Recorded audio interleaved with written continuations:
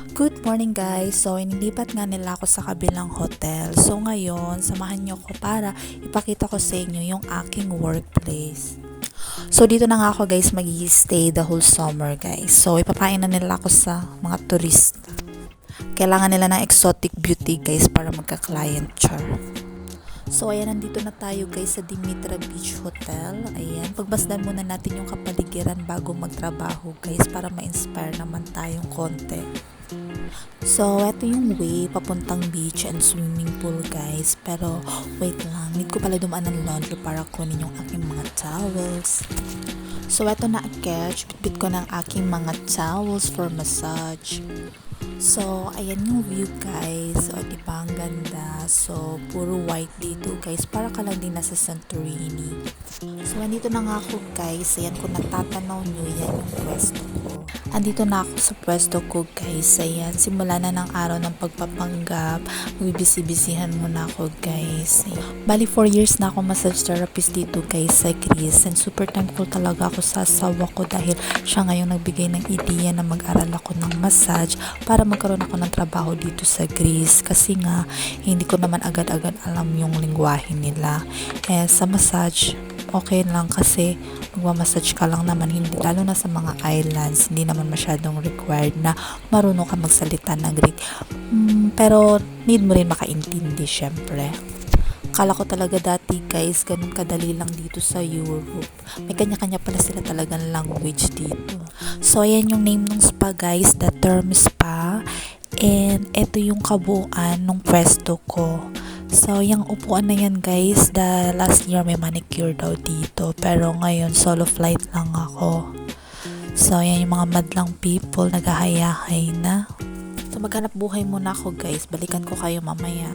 So, hi! Nakabalik na ako. Siyempre, pinutol ko na guys. Kaya abutin tayo ng siyam-siyam dito. So, break time ko na.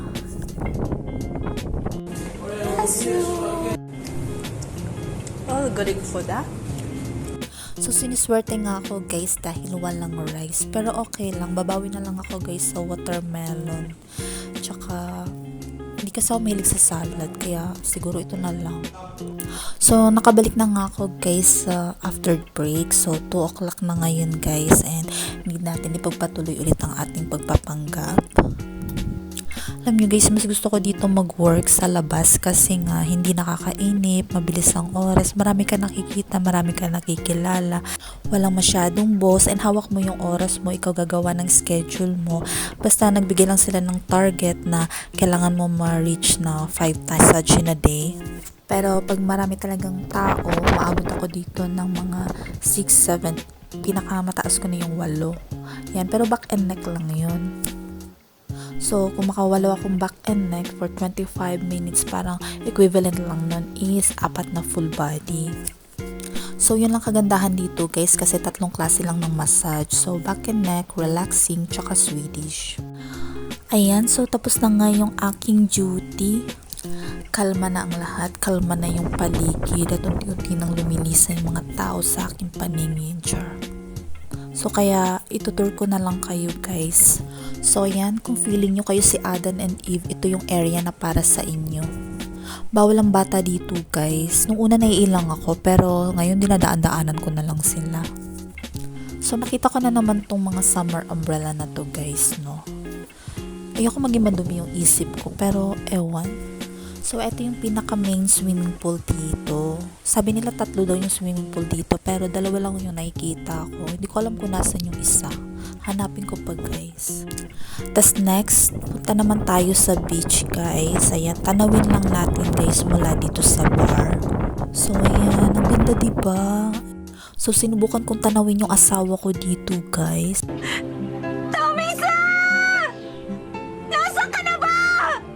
Lazare pala, hindi pala Daumingsi. So, balik na tayo guys dahil need ko na mag-send ng report.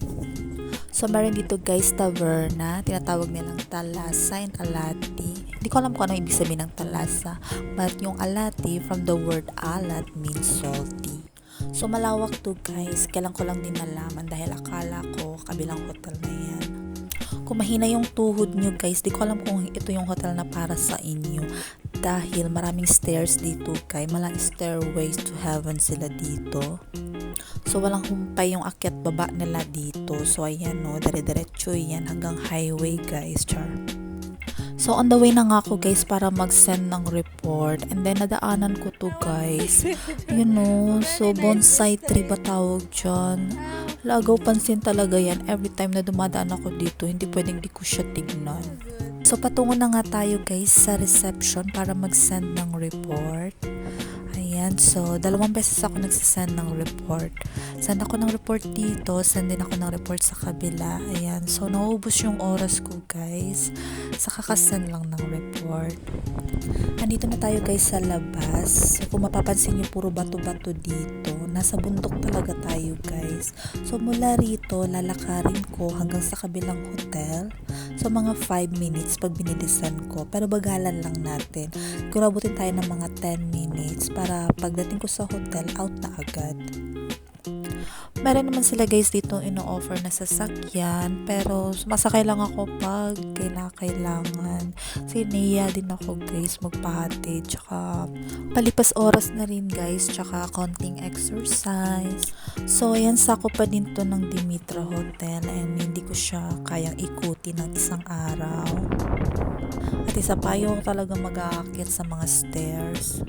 So, nasa kalagitnaan na tayo guys. Ayan, malapit na tayo sa Michelangelo Hotel. Mahirap lang dito guys kasi paakyat ang daan.